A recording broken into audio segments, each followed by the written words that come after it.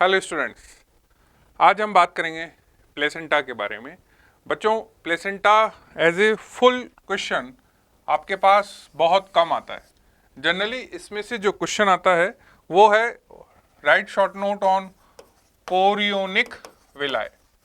एक क्वेश्चन तो ये आता है, और दूसरा बच्चों इसमें जो क्वेश्चन आता है वो है write short note on placental barrier, placental barriers. ठीक है, तो ये जो दो शॉर्ट नोट हैं ये सबसे ज़्यादा पूछे जाने वाले शॉर्ट नोट्स हैं। As a whole short note on placenta, right short note on placenta अगर ऐसा आता है तो ये एक बहुत लंबा क्वेश्चन है एक्चुअली, और उसमें हम फिर जो हमारे हेडिंग्स हैं उनको बहुत कंसाइजली लिखेंगे। ठीक है, तो बेसिकली आपके पास दो क्वेश्चन है, कोरियोनिक विलाय एंड प्लेसेंटल बैरियर। इसके अलावा कई बार टाइप्स ऑफ प्लेसेंटा भी पूछा जाता है। तो हम इन सब चीज़ों को आज यहाँ पे समझेंगे और कोशिश करेंगे कि सबको हम एक ही लेक्चर में आज खत्म करें। तो जब भी आपके पास क्वेश्चन आया व्हाट इज प्लेसेंटा, हमेशा की तरह सबसे पहले आप क्या देखेंगे कि प्लेसेंटा एक ऑर्गन है। एंड ये जो ऑर्गन है बच्चों, आपको पता है ये फीटो मैटरनल ऑर्गन है, यानी इसके थ्रू क्या हो रहा है कि there is a exchange of the nutrients, gases and other substance like waste products between the mother and fetus.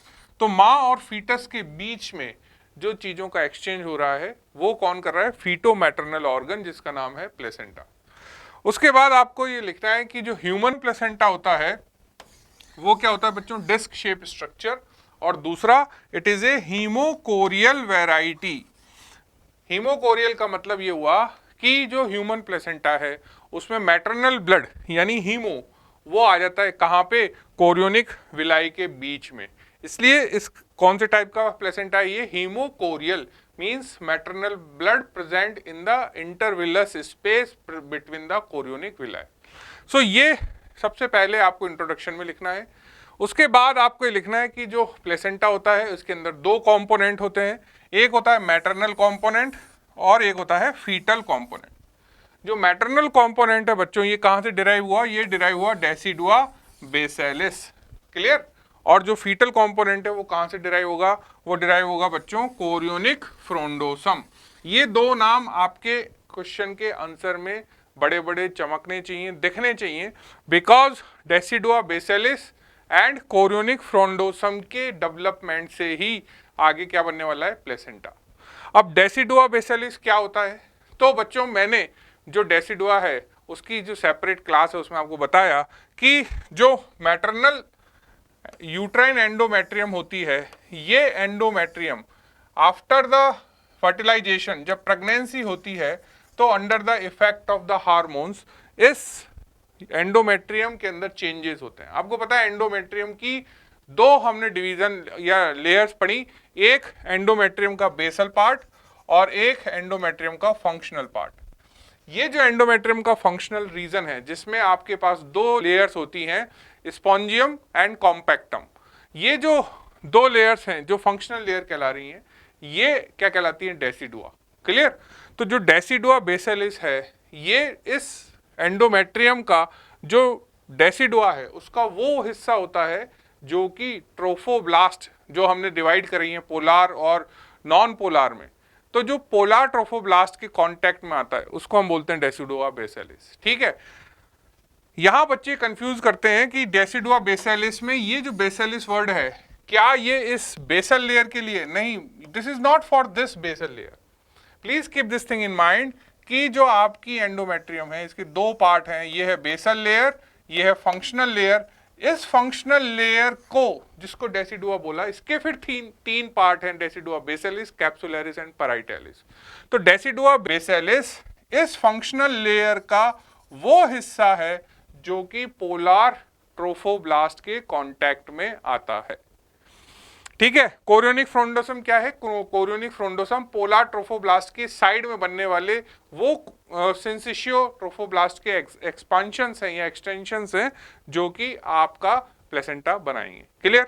तो सबसे पहले क्या लिखा आपने? इंट्रोडक्शन लिख दिया। फीटो मैटरनल ऑर्गन होता है, डिस्कॉइड शेप होता है, हीमोकोरियल ऑर्गन होता है। उसके बाद इसमें दो कंपोनेंट है, मैटरनल कंपोनेंट डेसिडुआ बेसिलिस से आएगा, फीटल कंपोनेंट कोरियोनिक फ्रोंडोसम से आएगा।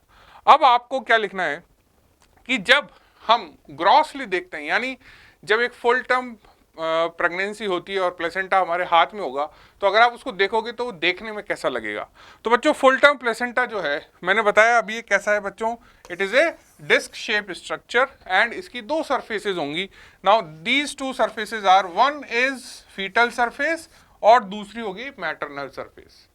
अब फीटल सरफेस जो होती है ना बच्चों, इसके कुछ कैरेक्टरिस्टिक हैं। क्या कैरेक्टरिस्टिक हैं कि फीटल सरफेस ऑफ प्लेसेंटा कैसी होती है, स्मूथ होती है, शाइनी होती है, ट्रांसल्यूसेंट होती है। तीन इसके फीचर हैं, smooth, shiny and translucent. And ये जो फीटल सरफेस है ये कवर रहती है दो मेम्ब्रेन से, Korean membrane and amnion membrane. Clear.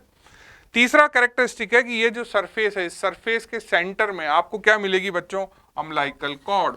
So this fetal surface provide attachment to the umbilical cord and this surface shows the radiating umbilical vessels and these vessels are visible under these two membranes.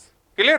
तो जब आप क्या देख रहे हैं, जब आप fetal surface देख रहे हैं तो क्या क्या आपको कैरेक्टरिस्टिक लिखने हैं, it is smooth, it is shiny, it is translucent, it is covered by chorionic and amnion membrane and it is having umbilical cord and below the membrane you can see the radiating blood vessels going towards the periphery. Clear? Now ये जो आप यहाँ image देख रहे हैं बच्चों, ये देखिए आप कि यहाँ पे ये डिस्क शेप स्ट्रक्चर है, इसके सेंटर में ये अम्बिलिकल कॉर्ड का कनेक्शन है और ये आपकी मेम्ब्रेन का कट मार्जिन यहाँ पे नजर आ रहा है। इस मेम्ब्रेन को अगर आप हटा के देखेंगे तो ये आपको फीटल वेसल्स चारों तरफ जाती हुई नजर आती हैं और इन मेम्ब्रेन्स का नाम क्या है, chorionic membrane and amnion. Clear. Maternal surface के क्या फीचर्स हैं बच्चों, मैटरनल सरफेस जो होती है ये रफ होती है। Now this is A question of your exam कि मैटरनल और फीटल सरफेस में से कौन सी रफ और कौन सी स्मूथ होती है। तो अगर आप मैटरनल साइड से देखेंगे तो बच्चों ये रफ होती है, इसके ऊपर कोई कवरिंग नहीं होती और सबसे बड़ी बात, इस रफ सरफेस पे आपको इस तरीके के लोब्स नजर आते हैं। और बच्चों ये जो लोब्स हैं ये मैटरनल सरफेस का कैरेक्टरिस्टिक फीचर है और ये जो लोब्स हैं ये कहलाते हैं बच्चे कॉटिलिडन्स। ये क्या कहलाते हैं, कॉटिलिडन्स। और ये कितने होते हैं, ये 15 से 30 कॉटिलिडन्स हमें यहाँ देखने को मिलते हैं। और ये जो सरफेस है, इस सरफेस में जो कॉटिलिडन्स है इनके बीच बीच में क्या होता है बच्चों, फिशर होते हैं।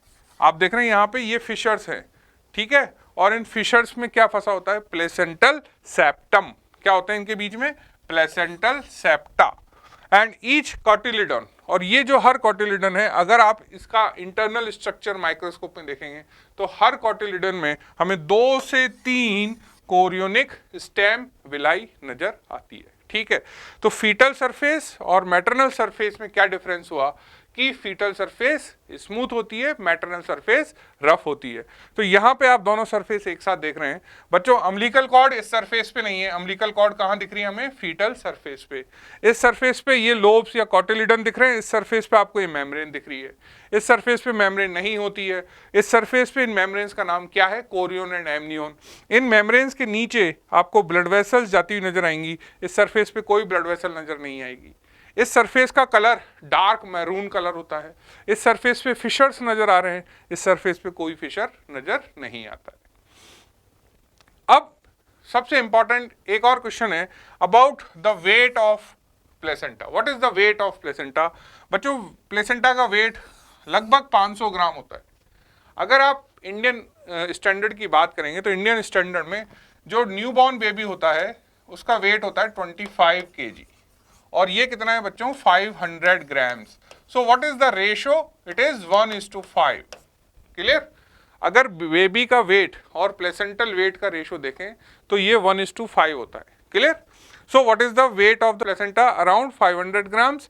What is the thickness of the placenta, it is 3 centimeter in the center and this is the diameter of this disc shaped placenta. Now the important thing is कि जब आप स्ट्रक्चर पढ़ेंगे प्लेसेंटा का तो बच्चों placenta की structure में हमें 3 चीजें देखनी है। क्या? सबसे पहली चीज बेसल प्लेट, उसके बाद दूसरी चीज आप पढ़ोगे कोरियोनिक प्लेट और तीसरी चीज आप पढ़ोगे इंटरविलस स्पेस एंड स्टेम विलाई। मतलब क्या है कि जब हम स्ट्रक्चर ऑफ प्लेसेंटा देख रहे हैं तो बच्चों क्या है कि ये आपका यूट्राइन कैविटी, इस यूट्राइन कैविटी के अंदर ये है आपका डेसिडुआ, ठीक है। तो एक पार्ट जो मदर की तरफ से कंट्रीब्यूट होगा, क्लियर, ये वाला पार्ट क्या कहलाएगा बच्चों, बेसल प्लेट। इसमें कुछ कंट्रीब्यूशन हम देखेंगे कि कुछ सेल्स ऑफ फीटल ओरिजिन भी है, बट इसका जो नीचे सबसे वाला जो डीप एरिया है वो बेसल प्लेट की तरफ होगा। उसके बाद जो यहाँ फीटस होगा, जो डेवलपिंग एम्ब्रियो होगा, उसका जो हम पढ़ते हैं कोरियन, उस कोरियन की तरफ से जो स्ट्रक्चर आएगा वो क्या कहलाएगा, कोरियोनिक प्लेट। और बेसल प्लेट और कोरियोनिक प्लेट के बीच में जो कनेक्शंस हैं ये क्या कहलाएंगे, आपके कोरियोनिक विलाय, और इन विलाय के बीच का स्पेस क्या कहलाएगा बच्चों, इंटरविलस स्पेस। तो आपको बेसिकली क्या बनाना है, आपको बेसल प्लेट बनानी है, आपको कोरियोनिक प्लेट बनानी है, और दोनों प्लेट्स को कनेक्ट करते हुए विलाय बनाने हैं, और विलाय के बीच में बच्चों क्या भर देना है हमें, ब्लड, मैटरनल ब्लड। तो ये तीन चीजें हैं जो आपके प्लेसेंटा के स्ट्रक्चर में हमें लिखनी है। तो अब सबसे पहले हम ये डायग्राम देखें, फिर हम उस थ्योरी को जाएंगे कि जब आप इस डायग्राम को देख रहे हैं ना बच्चों, तो आप ये देखिए कि ये क्या है, what is this. First you have to understand this construction of the diagram. यहां पे क्या है कि देखिए, जब आप देखते हैं कि ये आपकी बायलैमिनर जर्म डिस्क बनती है, ठीक है, यहां पे आपका एक्स्ट्रा एम्ब्रियोनिक मीजोडर्म बनता है, ये आपका साइटोट्रोफोब्लास्टिक लेयर होता है, और इस साइटोट्रोफोब्लास्टिक लेयर के बाहर बच्चों ये सिंसिशियोट्रोफोब्लास्ट लेयर होती है, क्लियर। तो ये जो सिंसिशियोट्रोफोब्लास्ट है, इस सिंसिशियोट्रोफोब्लास्ट लेयर के अंदर ही क्या बनते हैं, हमारे विलाय बनते हैं, ठीक है, कोरियोनिक विलाय बनते हैं।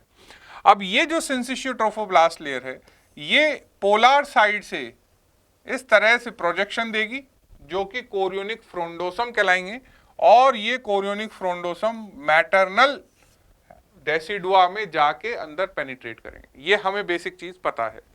तो बच्चों ये जो एरिया है, ये वाला जो एरिया है, जो सिंसिशियोट्रोफोब्लास्ट वाला एरिया है, ये क्या बनाएगा, कोरियोनिक प्लेट। तो कोरियोनिक प्लेट में क्या क्या चीज आती है, कोरियोनिक प्लेट में आती है आपकी एमनियन, आपकी एक्स्ट्रा एम्ब्रियोनिक मीजोडर्म की सोमेटोप्लूरिक लेयर, और आपकी साइटोट्रोफोब्लास्टिक सेल लेयर, आपकी सिंसिशियोट्रोफोब्लास्टिक सेल लेयर। तो ये जो सिंसिशियोट्रोफोब्लास्टिक सेल लेयर है ये आएगी, ये साइटोट्रोफोब्लास्ट आएगी, और आपको पता है जब इसमें अंदर सीलोम बनेगी इस तरह से, तो इस सीलोम की वजह से इसके दो टुकड़े हो जाएंगे। तो बच्चों ये सोमेटोप्लूरिक एक्स्ट्रा एम्ब्रियोनिक मीजोडर्म, तो ये यहां से लेके यहां तक का ये सारा हिस्सा क्या बनाने वाला है, हमारा कोरियोनिक प्लेट। यानी कोरियोनिक प्लेट कंट्रीब्यूट कौन कर रहा है, फीटल साइड। फीटल साइड में कौन कौन सा हिस्सा, somatopleuric extra embryonic mesoderm, then आपका क्या है ये ट्रोफोब्लास्ट, साइटोट्रोफोब्लास्ट, फिर ये क्या है बच्चों, सिंसाइटोट्रोफोब्लास्ट। तो ये जो सिंसिशियल लेयर से लेके सोमेटोप्लूरिक मीजोडर्म है, ये सारी लेयर्स क्या बनाने वाली, कोरियोनिक प्लेट। उसके बाद कोरियोनिक प्लेट से निकलेगी कोरियोनिक विलाय, और कोरियोनिक विलाय किसको कनेक्ट कर रही है, मैटरनल एरिया यानी बेसल प्लेट को। तो बेसल प्लेट में मदर की तरफ से कंट्रीब्यूशन कौन करेगा, फंक्शनल लेयर। किसका फंक्शनल लेयर, एंडोमेट्रियम का, जिसको आप बोलते हो डेसिडुआ। उसके अंदर होती है एक लेयर स्पॉन्जियोसम। तो जो स्पॉन्जियोसम लेयर है उसमें होती है ब्लड वेसल्स मदर की। तो ये बच्चों स्पॉन्जियोसम लेयर है मदर की, और ये है आपकी ब्लड वेसल्स, क्लियर। और ये जो आपकी डेसिडुअल लेयर है, इस डेसिडुअल लेयर के नीचे यहाँ पे ये जो पोर्शन है ना बच्चों, ये बनता है सिंसिशियोट्रोफोब्लास्ट एंड साइटोट्रोफोब्लास्ट सेल से, जो इस कोरियोनिक प्लेट से चलती हैं, कोरियोनिक विलाय से होती हुई यहाँ आके इस तरह से एक नया लेयर बना ली, क्लियर। कहाँ से चली हैं ये सेल्स, ये सेल्स चली हैं कोरियोनिक प्लेट से, फिर ये विलाय से होती हुई इस विलाय के अपेक्स पे आ गई और डेसिडुआ के नीचे आके सेटल हो गई। तो ये जो लेयर सेटल हुई डेसिडुआ के नीचे आके, किसकी, साइटोट्रोफोब्लास्ट एंड सिंसिशियल लेयर, ये प्लस ये वाला जो डेसिडुआ है, ये तीनों मिलके क्या बनाएंगे बच्चों, बेसल लेयर। तो बेसल प्लेट में क्या क्या चीज है, बेसल प्लेट में मैटरनल कंट्रीब्यूशन क्या है, डेसिडुआ। कौन सा डेसिडुआ, डेसिडुआ बेसिलिस, डेसिडुआ बेसिलिस। इस डेसिडुआ बेसिलिस की बात कर रहे हैं, मतलब हम फंक्शनल लेयर ऑफ डेसिडुआ की बात कर रहे हैं। तो ये बेसल प्लेट में डेसिडुआ बेसिलिस है, प्लस साइटोट्रोफोब्लास्ट प्लस सिंसिशियोट्रोफोब्लास्ट। और ये cytotrophoblast and syncytiotrophoblast chorionic plate में भी होते हैं।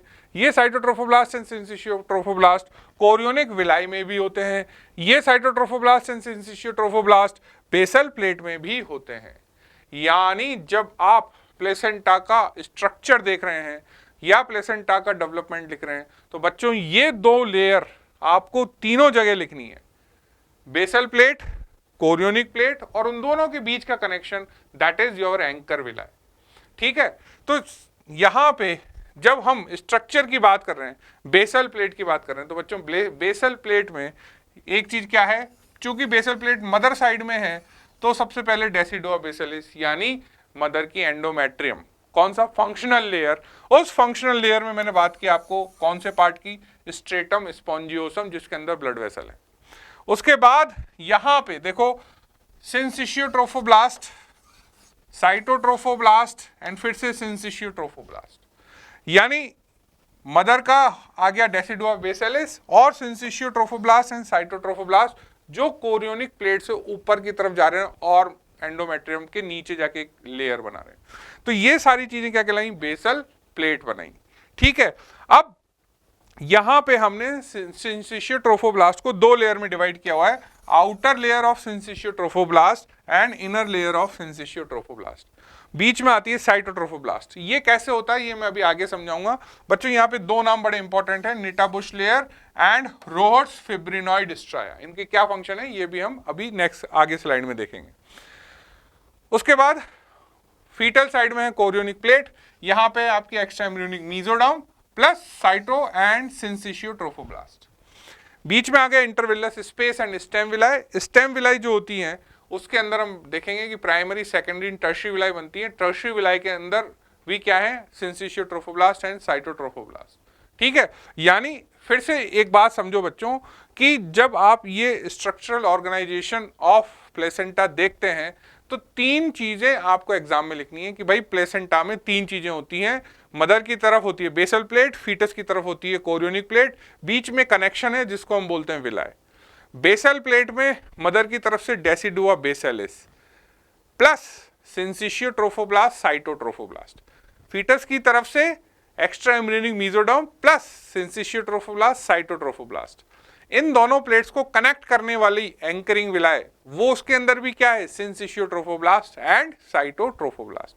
तो सिंसिशियोट्रोफोब्लास्ट एंड साइटोट्रोफोब्लास्ट, ये जो रेड कलर की लेयर है ये है साइटोट्रोफोब्लास्ट। ये आप यहां भी देख रहे हैं, ये आप यहां भी देख रहे हैं, और बच्चों ये आप यहां भी देख रहे हैं, है ना। इसी तरह से ये जो ब्लैक लेयर है ये आप सिंसिशियल लेयर है, ये आप यहां भी देख रहे हैं, यहां भी देख रहे हैं और यहां भी देख रहे हैं, जो दो पार्ट में डिवाइड हो चुकी है। यानी सिंसिशियल लेयर एंड साइटोट्रोफोब्लास्टिक लेयर तीनों कंपोनेंट्स ऑफ प्लेसेंटा में काम आने वाली स्ट्रक्चर है। क्लियर। अब जब आप इसको डेवलपमेंट को पढ़ रहे हैं तो बच्चों सबसे पहले हमें पता है कि इम्प्लांटेशन कौन सी स्टेज पे होता है, ब्लास्टोसिस्ट। और ये ब्लास्टोसिस्ट का जो इम्प्लांटेशन है ये कौन सी लेयर में होगा, डेसिडुआ में होगा। क्लियर। डेसिडुआ मतलब फंक्शनल लेयर ऑफ एंडोमेट्रियम। अब यहां पे देखो ये मैंने हेडिंग डाला डेवलपमेंट ऑफ प्लेसेंटा। अगर आपके पास क्वेश्चन आ जाए right short note on chorionic villi, तो भी हमें यहां से शुरू करना है। ठीक है, अगर हम प्लेसेंटा लिख रहे हैं तब तो हम ये सारा कुछ लिखेंगे, लेकिन अगर हम सिर्फ कोरियोनिक विलाय लिख रहे हैं तो फिर हम अपना आंसर यहां से शुरू करेंगे। तो कोरियोनिक विलाय कैसे बने बच्चों, आपको पता है कि सबसे पहले ये होती है आपकी ट्रोफोब्लास्ट, और ये अंदर बनती है क्या, अंदर बनती है एपीब्लास्ट और नीचे बनती है हाइपोब्लास्ट। ठीक है, और यहां पे बनती है एमनियोटिक कैविटी, ये बनता है योग सैक। ये जो ट्रोफोब्लास्ट है आपको पता है ट्रोफोब्लास्ट दो पार्ट में डिवाइड हो जाता है, ये कहलाती है बाद में साइटोट्रोफोब्लास्ट, और बाहर ये क्या बनती है, सिंसिशियोट्रोफोब्लास्ट। तो सबसे पहले क्या होता है कोरियोनिक विलाय बनने में, सबसे पहला क्या चीज है, ट्रोफोब्लास्ट का दो पार्ट में डिफरेंशिएट हो जाना। कौन कौन से दो part, outer syncytiotrophoblast and this layer is known as cytotrophoblast. अब ये जो सिंसिशियो ट्रोफोब्लास्ट है, इस सिंसिशियो ट्रोफोब्लास्ट के अंदर हमें क्या बनाना है बच्चों, विलाय बनाने। वो विलाय जब बनते हैं उससे पहले क्या होता है कि ये जो आपका साइटोट्रोफोब्लास्ट है, ये साइटोट्रोफोब्लास्ट इन एमनियोटिक कैविटी और योग सैक से सेपरेट हो जाता है और यहाँ पे एक नया लेयर बनता है outside the amniotic cavity and yolk sac, जिसको आप क्या बोलते हो बच्चों, एक्स्ट्रा एम्ब्रियोनिक मीजोडम। तो अब अगले स्टेप में क्या होगा, अगले स्टेप में ये होगा कि यहाँ पे ये जो आपकी योग सैक और एमनियोटिक कैविटी है, ये एमनियोटिक कैविटी है, ये योग सैक है, ये आपका क्या है बच्चों, साइटोट्रोफोब्लास्ट।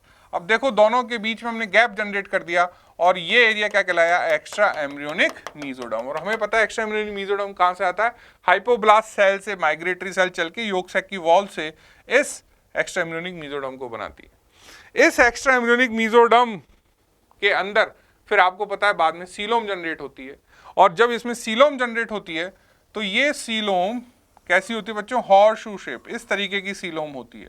और इस सीलोम के जनरेट होने से आपके पास दो लेयर बनती हैं, ये क्या कहलाती है, ये कहलाती है सोमेटोप्लूरिक एक्स्ट्रा एम्ब्रियोनिक, और जो योग सैक के चारों ओर है ये क्या कहलाती है, स्प्लैंक्नोप्लूरिक। क्लियर? तो the syncytio trophoblast, cytotrophoblast and सोमेटोप्लूरिक mesoderm form the chorion. कौन कौन, ये सोमेटोप्लूरिक, ये साइटोट्रोफोब्लास्ट एंड ये सिंसिशियो ट्रोफोब्लास्ट, यानी ये तीनों लेयर क्या कहलाएंगी, कोरियोन। और इसीलिए ये जो कैविटी जनरेट हुई इसको नाम दिया गया कोरियोनिक कैविटी, जो हमने पहले भी पढ़ चुके हैं। ठीक है, तो बच्चों सबसे पहले क्या आपको कोरियोनिक विलाय में लिखना है कि सबसे पहले लिखना है कि एक ट्रोफोब्लास्ट सेल लेयर होती है जो दो पार्ट में डिवाइड होती है, और फिर बाद में there is a formation of extra mesoderm deep to the cytotrophoblast, then there is a formation of coelom, and then there is a formation of chorion, and chorion is a combination of three structure, syncytial trophoblast, cytotrophoblast and somatopluric extraembryonic mesoderm। अब क्या होगा, अब क्या होगा, अब बच्चों जो syncytial layer है उसमें एक स्ट्रक्चर बनने वाली है, उसको बोलेंगे हम ट्रेबेक्यूले। तो now there is a rapid growth of syncytial layer which occurs and there is a appearance of a spaces which are known as lacunae. यानी ये जो सिंसिशियल लेयर है बच्चों, ये सिंसिशियल लेयर है, ठीक है, यहाँ पे आपका ये क्या है बच्चों, ये आपका साइटोट्रोफोब्लास्ट है, अंदर यहाँ पे ये एमनियोटिक कैविटी, ये योग सैक है, और यहाँ पे आपकी इंट्रा एम्ब्रियोनिक सीलोम है। क्लियर? तो अब ये जो सिंसिशियो ट्रोफोब्लास्ट है हम इसकी बात करेंगे, ये चीज है जो हमारे अभी काम की है। तो अब इसमें क्या हो रहा है, इसमें ये हुआ कि इसमें स्पेसेस जनरेट हो गए। ये स्पेसेस ज्यादा किधर जनरेट होंगे, पोलार साइड में, और इन स्पेसेस के बीच में बच्चों ये जो सिंसिशियो ट्रोफोब्लास्ट का स्ट्रक्चर रह गया, ये क्या कहलाया, ट्रेबेक्यूले। ठीक है, तो ट्रेबेक्यूले क्या है, ट्रेबेक्यूले कुछ भी नहीं है, ये सिर्फ सॉलिड पिलर्स हैं, किसके, सिंसिशियो ट्रोफोब्लास्ट के, और ये दो लैक्यूना के बीच में होते हैं। ठीक है, तो बच्चों अगर आप सपोज ये बहुत सारे पिलर्स हैं, ठीक है, और इन पिलर्स के बीच में ये क्या है बच्चों, गैप्स हैं, ये गैप्स क्या है, लैक्यूने, तो आप इनके चारों ओर घूम सकते हैं, लेकिन ये बहुत इजी नहीं होते, दे आर लाइक जिगजैग, ये बहुत ज्यादा टेढ़े मेढ़े होते हैं, इनको बोला जाता है labyrinth shape of the spaces. इसलिए कई बार ये क्वेश्चन पूछा जाता है कि ह्यूमन प्लेसेंटा में जो विलस स्पेसेस हैं वो किस तरीके के होते हैं, तो ये लैबिरिंथ स्पेसेस कहलाते हैं। लैबिरिंथ मतलब ये स्मूथ, ये सीधे सीधे नहीं है, टेढ़े मेढ़े जिगजैग लैबिरिंथ स्पेसेस हैं। अब जो ट्रेबेक्यूले बने, तो ट्रेबेक्यूले जो हैं ये बच्चों क्या है, ये they are purely and purely made up of syncytiotrophoblast. Now the syncytial cell erode the maternal capillaries. अब ये जो आपकी सिंसिशियल लेयर है मैटरनल कैपिलरीज को इरोड करती है, and maternal blood enters into the lacunae. तो ये जो मैटरनल ब्लड वेसल्स हैं ये इन लैक्यूने में यहाँ ओपन होने लग जाते हैं, और जब ओपन होने लग गए तो ये मैटरनल ब्लड इन लैक्यूनाज में आके खुल गया। अब जब मैटरनल ब्लड इनमें आके खुल गया तो ये क्या हुआ, it is known as establishment of uteroplacental circulation. तो जब आप कोरियोनिक विलाय का फॉर्मेशन लिख रहे हो तो सबसे पहले आपको बेसिक चीज लिखनी है कि ट्रोफोब्लास्ट सेल्स थी जो साइटो और सिंसिशियो में डिवाइड होती हैं, फिर सिंसिशियो जो ट्रोफोब्लास्ट है उसमें लैक्यूना बन के ट्रेबेक्यूले बनते हैं, और सबसे पहले there is a establishment of uteroplacental circulation. अब क्या होगा कि ये जो ट्रेबेक्यूले हैं ये कन्वर्ट हो जाएंगे किसमें, प्राइमरी विलाय में। कैसे, the columns of the syncytial layer that is trabeculae now get penetrated by the cytotrophoblast to form the primary villi. ठीक है, यानी ये जो आपकी सिंसिशियल लेयर है, इस सिंसिशियल लेयर में बच्चों ये क्या है, दीज आर योर लैक्यूने, और लैक्यूने के बीच में ये क्या है, दीज आर ट्रेबेक्यूले।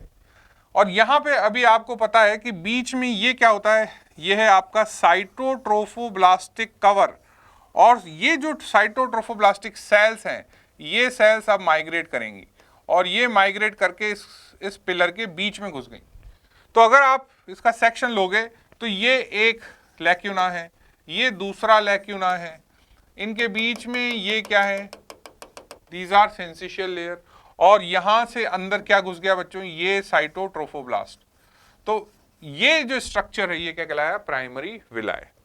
अब प्राइमरी विलाय से क्या बनेगा बच्चों, सेकेंडरी विलाय। तो अब सेकेंडरी विलाय में क्या होता है कि जो मीजोडर्म है, कौन सी वाली, एक्स्ट्रा एम्ब्रियोनिक मीजोडर्म, वो एक्स्ट्रा एम्ब्रियोनिक मीजोडर्म सेंटर में आ जाएगी। यानी यहां पे आपको पता है कि ये आपका एमनियोटिक कैविटी है, यहां पे ये यॉर्क सैक है, और हमने देखा यहाँ पे एक्स्ट्रा एम्ब्रियोनिक मीजोडर्म की दो लेयर्स हैं, सोमेटोप्लूरिक एंड स्प्लैंक्नोप्लूरिक। तो जो सोमेटोप्लूरिक लेयर होती है वो सोमेटोप्लूरिक लेयर यहां से चल के इसके अंदर आ जाएगी, यानी अब ये जो सोमेटोप्लूरिक है ये भी इसमें सेंटर में आ गई। क्लियर। तो पहले क्या था, प्लेन सिंसिशियल कॉर्ड था जो ट्रेबेक्यूले कहलाया, उसमें बीच में साइटोट्रोफोब्लास्ट घुस गया तो प्राइमरी विलाय कहलाया, उसमें बीच में मीजोडर्म चली गई तो सेकेंडरी विलाय कहलाया। तो प्राइमरी विलाय और सेकेंडरी विलाय में किस चीज का डिफरेंस है, कोर के अंदर यहां पे एक और एडिशन हो गया, that is entry of सोमेटोप्लूरिक mesoderm. अब बनेगा टर्शियरी विलाय। तो बच्चों टर्शियरी विलाय के अंदर सेंटर एरिया जो है मीजोडर्म का, उसमें डेवलप हो जाती हैं फीटल कैपिलरीज, और कैपिलरीज डेवलप होने के बाद अब लेयर्स क्या हो गई, तो बच्चों सबसे सेंटर में तो हो गई ये कैपिलरी की एंडोथीलियम और ये हो गई कैपिलरी। इसके चारों ओर, अब इसके चारों ओर क्या है बच्चों, यहां पे इसके चारों ओर हो गई मीजोडर्म। क्लियर। उसके चारों ओर क्या है, इसके चारों ओर ये हो गई आपकी साइटोट्रोफोब्लास्ट। क्लियर। और इसके सबसे बाहर क्या होगा, इसके सबसे बाहर होगा ये सिंसिशियोट्रोफोब्लास्ट, और यहां पे एक लैक्यूना है। क्लियर। यहां पे एक लैक्यूना है, यहां पे एक लैक्यूना है।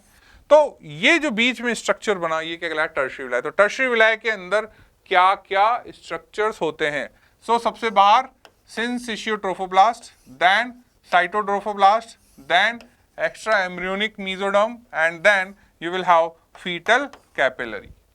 क्लियर। और इसके चारों ओर बच्चों क्या है, इसके चारों ओर है इंटरविलस spaces, and these spaces are known as intervillus because these are between the villi, they are no more known as lacuna. Clear?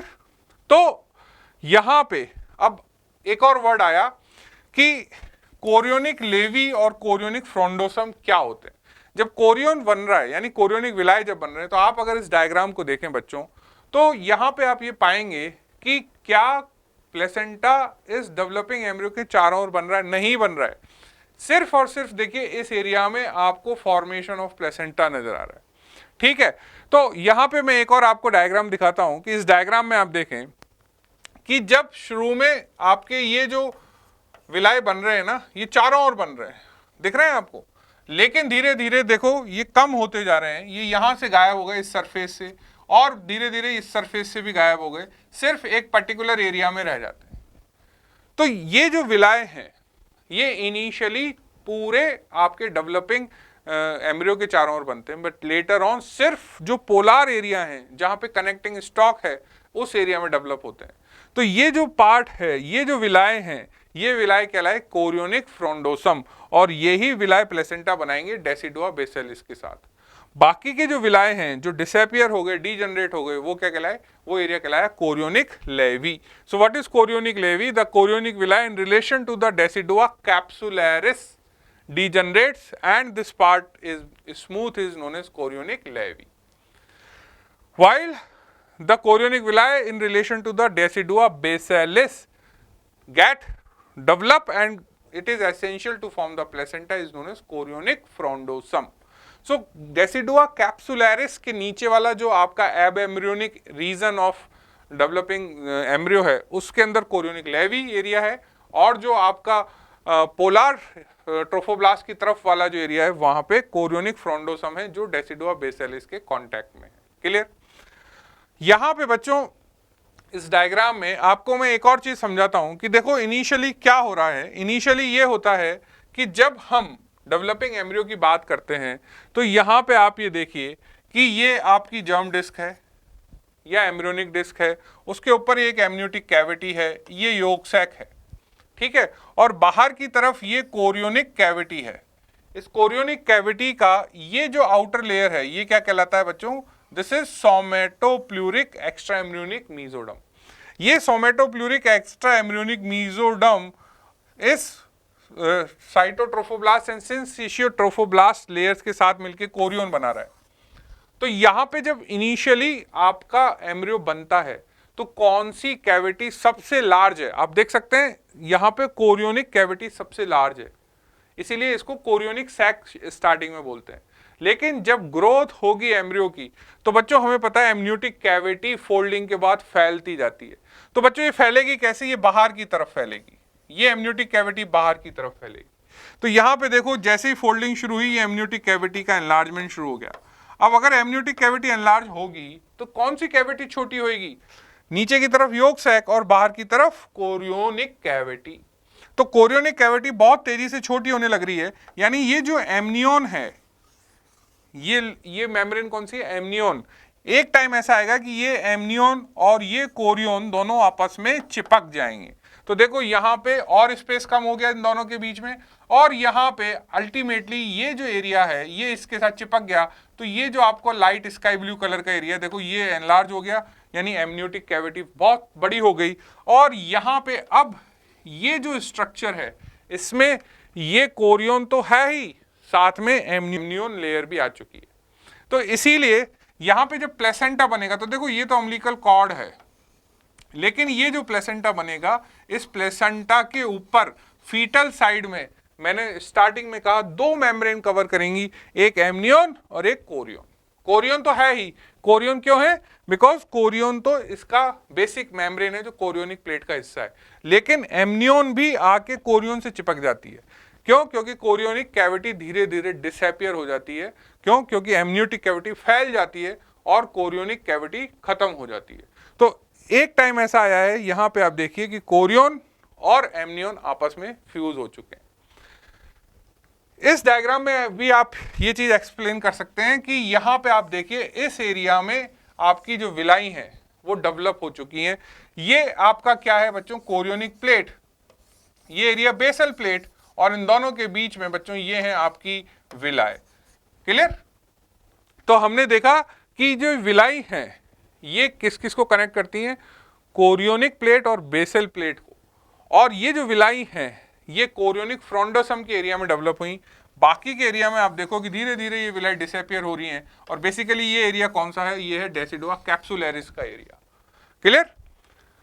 So now the next part comes is कि आपने क्या किया? आपने पहले ट्रेबेक्यूले बनाए, आपने प्राइमरी विलाई बनाया, आपने सेकेंडरी विलाई बनाया, आपने टर्शियरी विलाई बनाया। अब हम जाते हैं एक बहुत इंपॉर्टेंट पार्ट की तरफ, that is known as cytotrophoblastic shell. बच्चों ये शेल वर्ड आपको जरूर लिखना है, it is very important landmark here. अब बच्चों क्या होने वाला है कि the cytotrophoblast cell penetrate the tip of the villi and proliferates. Clear? मतलब क्या हुआ कि देखो आपने देखा कि यहां पे ये सिंसिशियोट्रोफोब्लास्ट लेयर है। क्लियर? तो सिंसिशियोट्रोफोब्लास्ट सेल्स जो होती हैं ये इस तरह से सिंसिशियोट्रोफोब्लास्ट सेल्स हैं जिनमें मल्टीपल न्यूक्लियाई है। इसके नीचे साइटोट्रोफोब्लास्ट सेल्स थी जो इसमें बीच में आ चुकी हैं। तो ये साइटोट्रोफोब्लास्ट सेल्स मैं यहां बना रहा हूं, ये इसके बीच में आ चुकी हैं। ठीक है? यहां पे फिर इसके अंदर क्या हुआ? इसके अंदर ये मीजोडर्म आ गई। क्लियर? और फिर मीजोडर्म के बाद सेंटर में ये जो फीटल ब्लड वेसल हैं इसकी ये कैपिलरी आ गई। क्लियर? तो ये आपकी क्या बन चुकी है? टर्शियरी विलाई, जिसके अंदर बाहर ये है आपका सिंसिशियो ट्रोफोब्लास्ट और ये है आपका cytotrophoblast.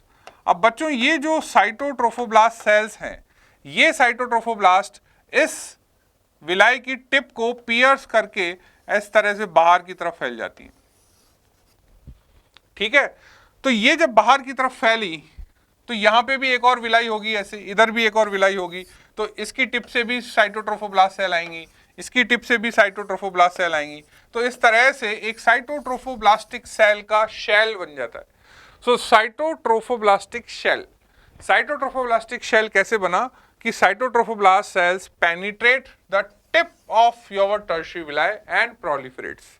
Now these cells pass across the syncytial trophoblast and divide the syncytial layer into the two parts. तो यहाँ पे अब आप देखो, वापस हम एक हमारे पुराने डायग्राम में चलते हैं जो हमने यहाँ देखा कि इसमें हुआ क्या है। कि देखो बच्चों, इस डायग्राम में क्या हुआ है कि ये जो आपकी सिंसिशियो ट्रोफोब्लास्ट है, ये जाके इस डेसिडुआ बेसिलिस के नीचे एक लेयर बनाती है सबसे पहले। अब ये जो साइटोट्रोफोब्लास्टिक सेल लेयर हैं, ये इसकी टिप से पेनिट्रेट होके और ये देखो इस तरह से यहाँ पे कंटिन्यू कर गई। तो जब ये रेड कलर का जो जोन है बच्चों, ये पूरा जोन किसका है? साइटोट्रोफोब्लास्ट। और ये साइटोट्रोफोब्लास्ट पहुंची कैसे हैं? इस टर्शियरी विलाई की टिप से सिंसिशियल लेयर से पेनिट्रेट करती हुई। और ये जो सिंसिशियल लेयर है ये पहले ही इस डेसिडुआ के नीचे आके अरेंज हो चुकी। तो इस शेल की वजह से यहाँ पे दो हिस्से हो गए इस सिंसिशियल लेयर के, एक आउटर और एक इनर। इन दोनों लेयर्स में बच्चों क्या हो जाता है? Fibrinoid degeneration. बच्चों ये लेयर्स का बनना और डीजनरेशन होना इसलिए जरूरी है बिकॉज ये इम्यूनोलॉजिकली डेवलपिंग फीटस को मैटरनल जो इम्यून सिस्टम है उससे प्रोटेक्ट करती है। ठीक है, तो इसका इम्यून रीजन बहुत बड़ा है। दूसरा, ये जो ऊपर वाली या बाहर वाली जो लेयर है, इसका जो फिब्रिनॉइड डीजनरेशन होता है तो ये लेयर डिसाइड करती है सेपरेशन को। यानी जब बेबी बर्थ होगा उसके बाद जब प्लेसेंटा सेपरेट होता है तो बच्चों प्लेसेंटा कहाँ से सेपरेट होता है? क्या यहाँ से मदर से अलग होगा? क्या यहाँ से मदर से अलग होगा? यहाँ से अलग होगा? यहाँ से अलग होगा? कहाँ से अलग होगा? तो बच्चों ये जो outer syncytiotrophoblastic cell layer बनी, इसके ऊपर क्या है? इसके ऊपर आ जाएगा मैटरनल टिश्यू। तो यहाँ से फीटल टिश्यू अलग हो जाता है। तो ये जो प्लेन है इसको बोला गया निटाबुश लेयर। तो ये जो निटाबुश लेयर होती है, निटाबुश लेयर क्या है? It is A outer syncytio trophoblastic layer जो कि फिब्रिनॉइड डीजनरेशन से बनती है। ठीक है, तो जब हम यहाँ पे इस चीज को पढ़ रहे हैं कि आपने देखा कि there is a formation of this cytotrophoblastic shell, और ये साइटोट्रोफोब्लास्टिक शेल के लिए सेल्स कहाँ से आई? From the tip of tertiary villi. और वो जाके क्या बनाती हैं? एक आपका हॉरिजेंटली एक पूरा प्लेन बना देती हैं, जिससे क्या हुआ कि सिंसिशियो ट्रोफोब्लास्ट डिवाइड हो गया दो पार्ट में, और जो आउटर सिंसिशियो ट्रोफोब्लास्ट है वो निटाबुश लेयर कहलाया। It makes the demarcation between the maternal and fetal tissue. बच्चों ये बहुत इंपॉर्टेंट क्वेश्चन है आपके वन लाइनर्स के लिए कि किस प्लेन से प्लेसेंटा अलग हो जाता है? इस प्लेन पे अलग हो जाता है। यानी this is a landmark between the maternal and fetal tissue. दूसरा जो इनर लेयर हमने देखा सिंसिशियल लेयर का, जो फिब्रिनॉइड डीजनरेट हुआ, उसको बोला गया रोर्स फिब्रिनॉइड स्ट्राया। क्लियर? तो outer and inner syncytial layer के बीच में क्या है? साइटोट्रोफोब्लास्ट। और इनका सबसे इंपॉर्टेंट यूज क्या है कि ये इम्यूनोलॉजिकली डेवलपिंग फीटस को प्रोटेक्ट करते हैं। उसके बाद आपने लिखना है फॉर्मेशन ऑफ एंकरिंग विलाई। तो जो विलाय एक्सटेंड हो जाते हैं बेसल प्लेट से कोरियोनिक प्लेट तक, यानी ये जो बेसल प्लेट है और ये कोरियोनिक प्लेट है, इनके बीच में जो है ये क्या कहलाएंगे? Anchoring villi. ठीक है, तो these villi fix the cytotrophoblast shell of the basal plate at one end and to the chorion at the other end. तो ये विलाय नीचे किससे चिपका हुआ है? कोरियोन से। ऊपर किससे चिपका हुआ है? साइटोट्रोफोब्लास्टिक शेल से। तो ये क्या कहलाया? Anchoring विलाय। The anchoring विलाय give following branches. अब ये जो एंकरिंग विलाय है इससे क्या क्या निकलता है? इसमें कुछ टर्म्स हैं जो आप बुक में पढ़ते हैं, truncus chorii, ramus chorii and ramuli chorii. तो ट्रंकस कोरी का मतलब कि जब ये विलाई चलता है तो सबसे पहले नीचे का जो इसका पोर्शन है जो अनब्रांच्ड है ये कहलाता है ट्रंकस कोरी।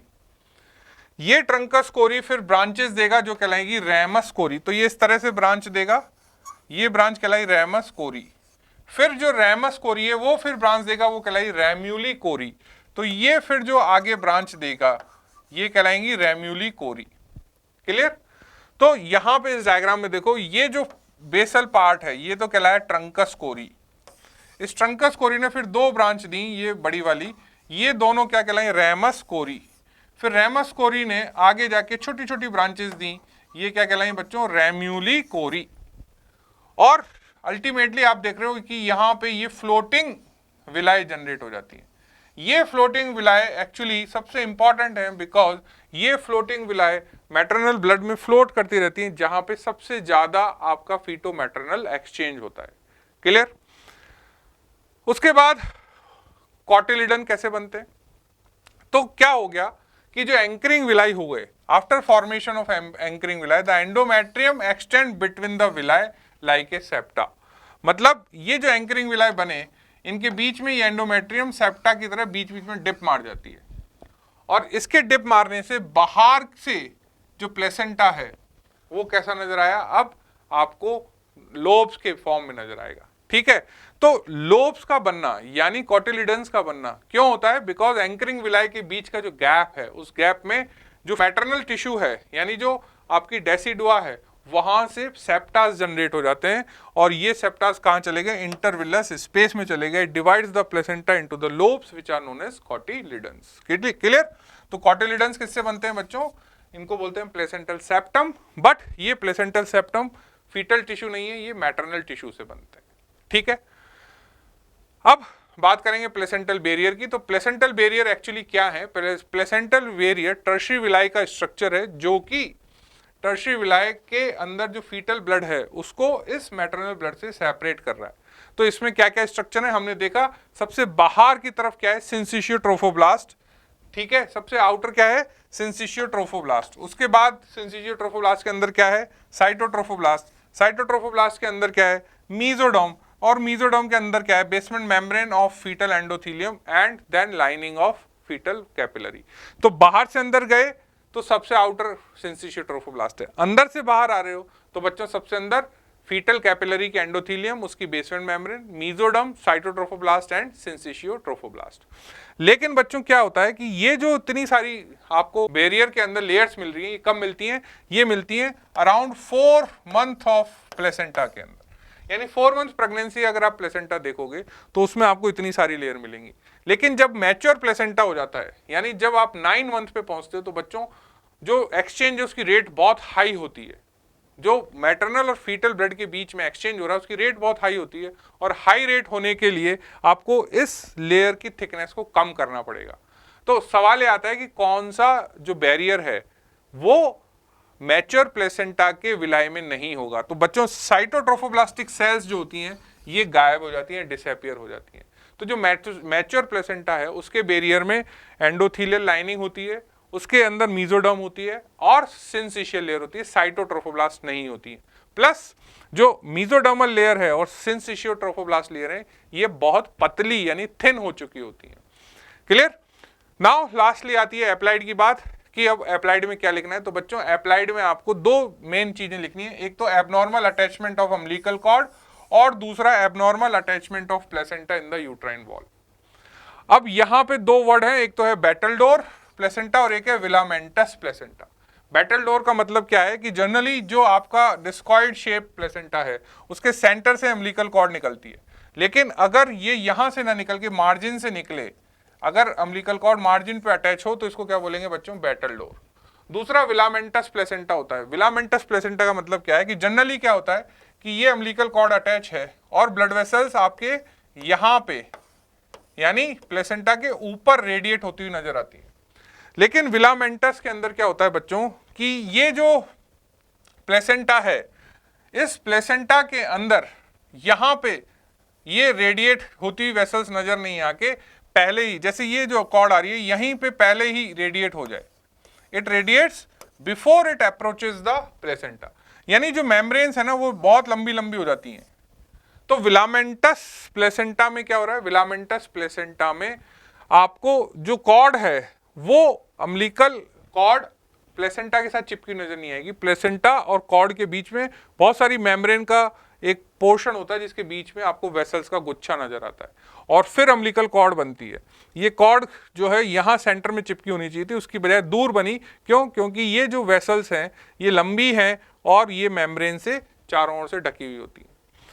उसके बाद आते हैं हम वॉल ऑफ एंडोमेट्रियम में किस तरह से एबनॉर्मल इम्प्लांटेशन या फॉर्मेशन ऑफ प्लेसेंटा हो सकता है। तो बच्चों ये जो देखिए आप एंडोमेट्रियम है, इस एंडोमेट्रियम को हमने दो पार्ट में बांटा हुआ है। एक है फंक्शनल लेयर जो डेसिडुआ कहलाएगा, डेसिडुआ, क्लियर, और ये है आपका basal layer of endometrium, then ये है मायोमेट्रियम और यहाँ है पेरीमेट्रियम। ये जो डेसिडुआ है, इस डेसिडुआ बेसेलिस यानी इस फंक्शनल लेयर में जब आपका फ्रोंडोसम, कोरियोनिक फ्रोंडोसम आता है तो बच्चों यहाँ पे इस तरह से वो पेनिट्रेट करेगा और यहाँ पे प्लेसेंटा बनेगा। लेकिन अगर ये कोरियोन इस बेसल लेयर के अंदर आ गया और कई बार बेसल लेयर के साथ साथ मायोमेट्रियम की सुपरफिशियल थिकनेस को अगर इसने पंक्चर कर दिया तो बच्चों ये एबनॉर्मलिटी हो गई। क्यों एबनॉर्मलिटी हो गई? बिकॉज इसमें निटाबुश लेयर ही नहीं बनी। अब जब निटाबुश लेयर ही नहीं बनी तो जब सेपरेशन होगा प्लेसेंटा का तो बच्चों जो स्मूथ सेपरेशन होगा वो नहीं हो पाएगा। That is known as abnormal और pathological adherence of placenta in decidua basalis. This is known as placenta accreta. तो बेसिकली प्लेसेंटा एक्रीटा क्या होता है? प्लेसेंटा एक्रीटा वो चीज है जहां पे आप फंक्शनल लेयर से भी आगे निकल आए, डेसिडुआ को छोड़ के इस बेसल लेयर में, फंक्शनल लेयर की जगह बेसल लेयर में आपका प्लेसेंटल कोरियन घुस चुके हैं और उन्होंने इस मायोमेट्रियम की सबसे अंदर वाली जो लेयर है उसको भी इन्वॉल्व कर लिया है। क्लियर? तो यानी यहाँ पे निटाबुस लेयर नहीं बनी है और ये नॉर्मल सेपरेशन नहीं होगा। दूसरा प्लेसेंटा इनक्रीटा, अगर ये कोरियोनिक विलाय इस पूरी मसल लेयर की थिकनेस में आके सेट हो गए, this is known as your placenta increta which penetrate the whole thickness of myometrium. फिर आता है प्लेसेंटा परक्रीटा। परक्रीटा में तो क्या होगा बच्चों कि ये जो पेरीमेट्रियम है इसको पियर्स करके कोरियोनिक विलाय बाहर निकल आते हैं और ये आके प्लेसेंटा कहाँ चिपक जाता है? कई बार इंटेस्टाइन से चिपक जाता है, कई बार पेरिटोनियम से चिपक जाता है। सो ये वाला जो प्लेसेंटा है इसके अंदर के कोरियोनिक विलाय एब्डोमिनल कैविटी में कहीं भी आके चिपक सकते हैं। That is known as placenta percreta. Clear? तो दो तरीके का अम्बिलिकल कॉर्ड के बेस पे, बैटलडोर एंड विलामेंटस, तीन तरीके का पेनिट्रेशन के बेस पे। पहला हो गया एक्रीटा, दूसरा हो गया इनक्रीटा और तीसरा हो गया percreta. Clear? So now at the end of this class of placenta बच्चों आपको सबसे पहली बेसिक चीज क्या याद रखनी है कि प्लेसेंटा जो होता है उसकी तीन चीजें हैं, basal plate, anchoring villi and chorionic plate, और तीनों ही जगह पे आपका cytotrophoblast and syncytiotrophoblast layer common है। कोरियोनिक प्लेट बना रहे हो तो कोरियन जब बन रहा है तो यहाँ पे आपके एक्स्ट्रा इम्यूनिक मीजोडर्म, साइटोट्रोफोब्लास्ट, सिंसिशियो ट्रोफोब्लास्ट। जब आप बेसल प्लेट बना रहे हो तो मदर की तरफ से आया decidua plus syncytio trophoblast and cytotrophoblast, और उनको कनेक्ट करने वाली एंकरिंग विलाय वो भी किससे बनी? वो भी बनी cytotrophoblast and syncytio trophoblast. Clear?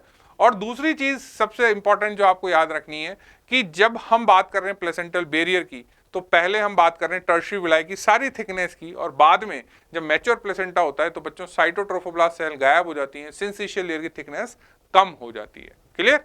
So this is all about the placenta जो आपको आना चाहिए और जो इतना आपको एग्जाम में लिखने के लिए जरूरी है। So this is all for the session. Thank you.